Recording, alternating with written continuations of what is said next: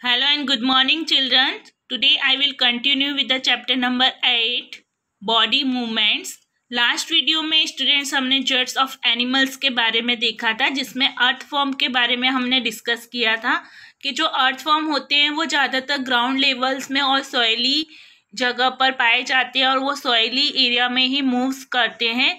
इनकी जो बॉडी होती है वो रिंग से बनी होती है इस तरीके से, और वो जॉइनेट होती है एंड टू एंड तक।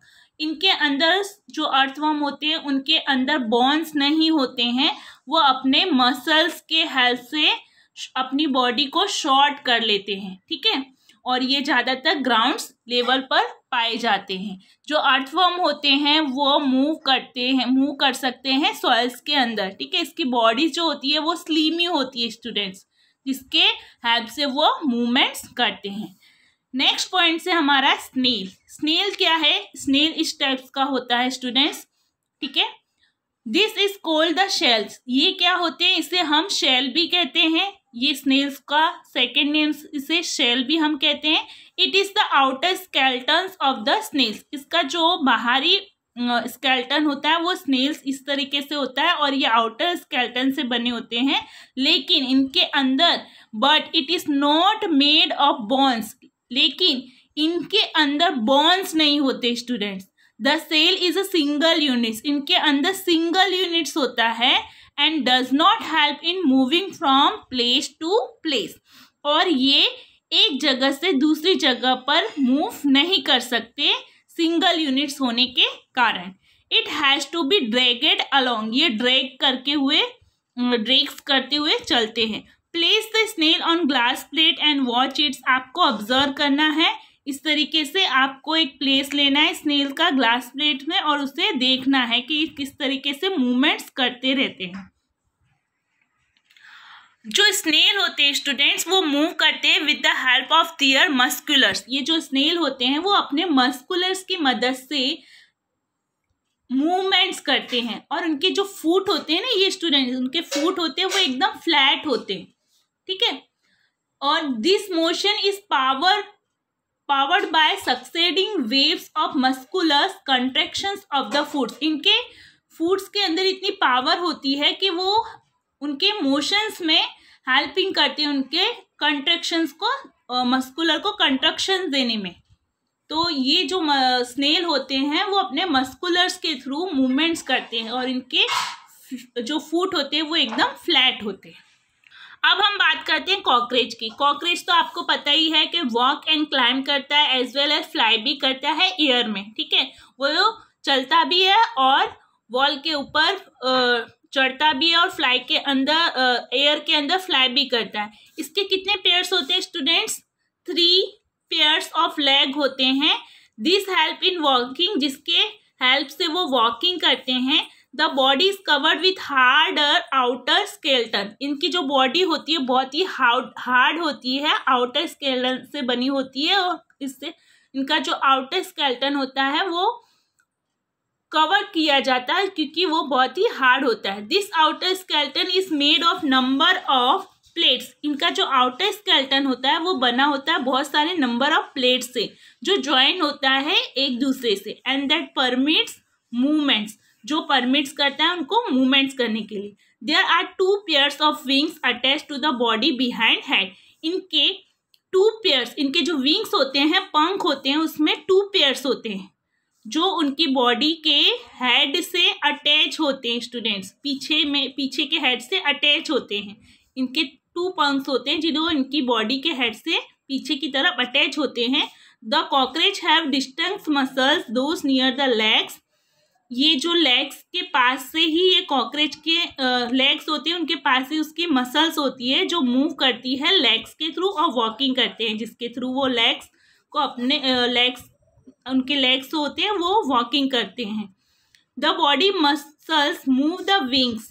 इनकी जो बॉडी मसल्स होती है वो मूव करती है उनके विंग्स को चलाने में। व्हेन द कॉकरोच फ्लाई, तब कॉकरोच क्या करते हैं? फ्लाइज करते हैं। अब बर्ड्स के बारे में देखते हैं स्टूडेंट्स। बर्ड्स आपको देखा है, बर्ड्स फ्लाई करती है एयर में और वॉक भी करती है ग्राउंड में, ठीक है। कुछ बर्ड्स होते हैं जैसे कि ducks and swan also swim in water. तो ये आपके फिल इन द ब्लैंक्स में कौन से 2 बर्ड्स हैं जो स्विम करते हैं वाटर में। एक तो डक्स होता है, एक स्वान्स होते हैं, ठीक है। ये आपके फिलअप्स या वन वर्ड क्वेश्चंस में आ सकता है, एमसीक्यूज में भी आ सकता है। The birds can fly, birds fly करते हैं because their body are well suited for flying, क्योंकि उनकी बॉडी ऐसी बनी होती है, एक सूटेड होती है उनको फ्लाई करने में। Their bones are hollow and light, इनके जो बोन्स होते हैं वो हॉलो होते हैं और लाइटली होते हैं। इस तरीके से इनके बोन्स होते हैं जो हॉलो होते हैं और लाइटली होते हैं students. The bones of hind limbs are typical for walking and perching.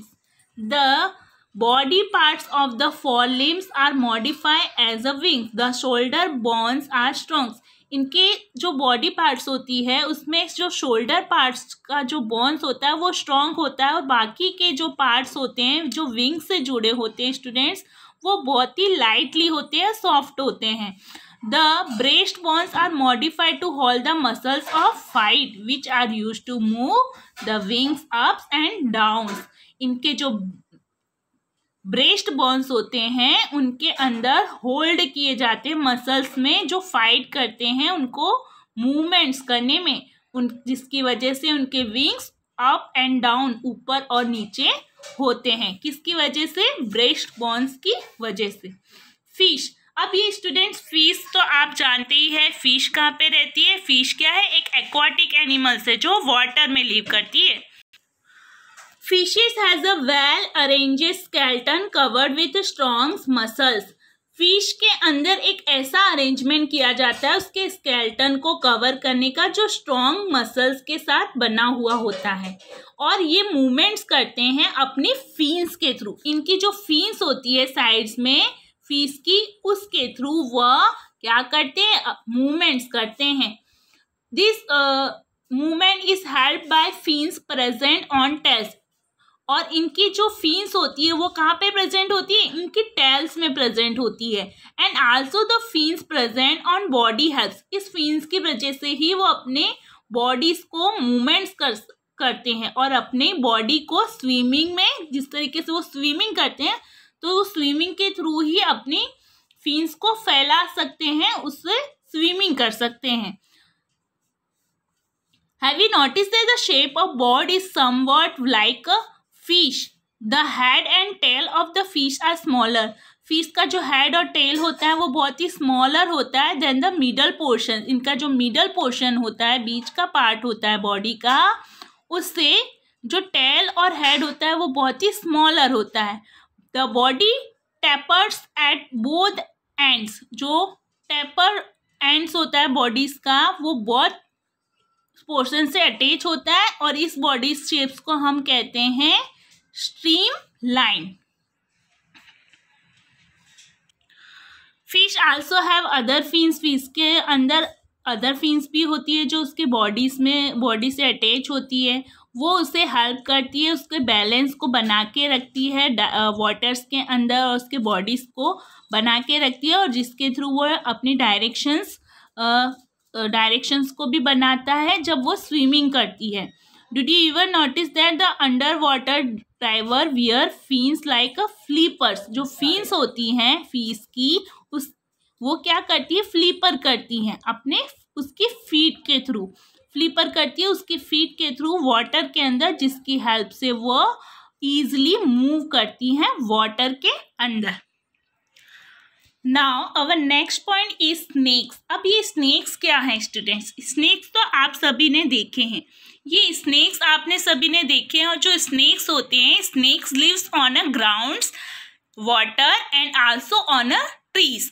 Snacks ज़्यादातर हमें ग्राउंड में देखने को मिलते हैं, वाटर में रहते हैं और ट्रीज के ऊपर भी रहते हैं। Their body covers into many loops. उनकी जो बॉडी होती है स्टूडेंट्स वो बहुत से लूप से कवर्ड्स होती है, which give it a forward push. जो लूप्स होते हैं उनके थ्रू वह फॉरवर्ड करते हैं, आगे की तरफ फॉरवर्ड करते हैं ग्राउंड्स के अंदर।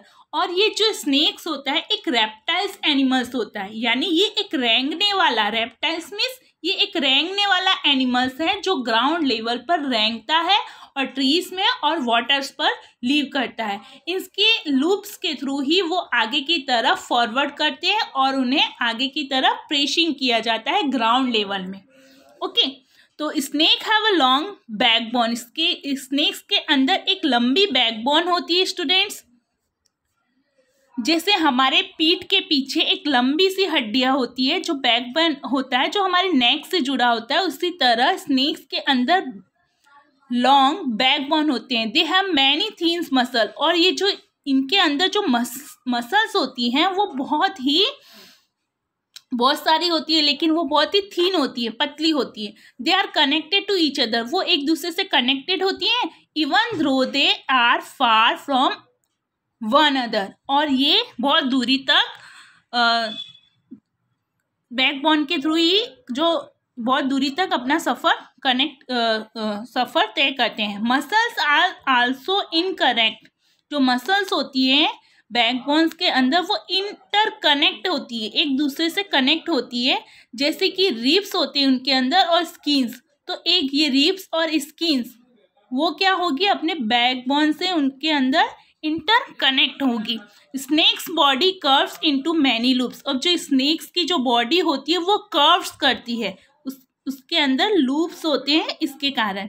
Each loops of the snakes give its, सारे लूप्स क्या करते हैं, स्नेक्स को क्या देते हैं, फॉरवर्ड डायरेक्शन देते हैं। जब वो पुश करते हैं, आगे की तरफ बढ़ते हैं, push by pressing again the grounds, तो ग्राउंड्स के अंदर वो किस तरीके से आगे की तरफ मूवमेंट्स करें, तो इस तरीके से लूप्स के थ्रू ही वह आगे की तरफ खिसक पाते हैं। Since it's long body makes many loops, उनकी जो बॉडीज होती है, जो लंबी होती है बॉडी, वो लूप से ही बनी होती है, क्योंकि लूप्स उन्हें पुश करते हैं, आगे की तरफ पुश करते हैं, जिसके थ्रू वो आगे फॉरवर्ड करते हैं वेरी फास्ट, जल्दी जल्दी चलते हैं ना, वो किसके थ्रू चलते हैं, लूप्स के थ्रू ही चलते हैं।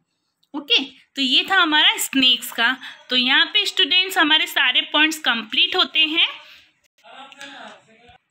ओके स्टूडेंट्स, ये चैप्टर हमारे यहाँ पे कंप्लीट होता है। आपको कीवर्ड्स लिख लेने हैं CWs में, और मैं यहाँ से पिक सेंड करूँगी रिमेंबर पॉइंट्स के, वो आप अपनी कॉपी राइट कर लेना वर्कबुक में। Now take care all of you, bye bye, stay at your homes and be healthy.